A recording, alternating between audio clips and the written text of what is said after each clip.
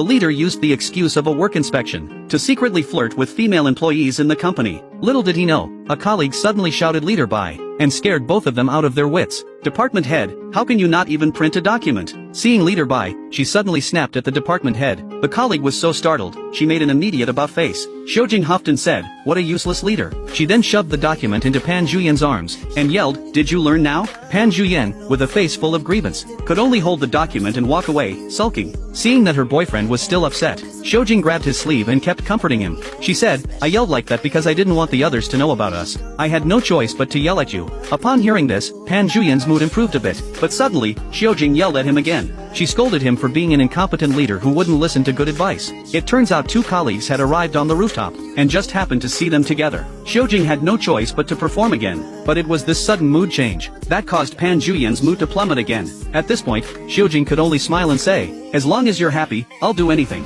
but you can't ask me to kiss you here." But before she finished, Pan Zhuyan grabbed her hand, and immediately planted a kiss on her cheek. Then he said, "A mouth is for kissing lovers, not for yelling at them, got it?" Seeing her boyfriend so upset, a wave of inexplicable grievance surged in Xiaojing's heart. But fortunately, Xiaojin had prepared a delicious meal for her that night. Xiaojing was about to dig in, when Xiaojin suddenly said, "Wait for my boyfriend to join us." Thinking about how Xiaojin had decided to stay single for the rest of her life after her divorce, Xiaojing suddenly found it a bit unbelievable. Xiaojin said, "You know my boyfriend. He's your department head's good friend, Jin Xingyuan." When Xiaojing heard that Xiaojin was dating Jin Xingyuan, she quickly said, "Sister, how could you be so foolish? That guy is a playboy." At this moment, Xiaojin just waved her hand, and Jin Xingyuan obediently moved the sack to the door. Xiaojing couldn't believe her eyes. A playboy was actually being trained to be so obedient. During dinner, Xiaojin told Xiaojing that Xingyuan is actually very serious about relationships. It's just that before meeting me, his relationships had always been unsuccessful. That's why others misunderstood him as a playboy.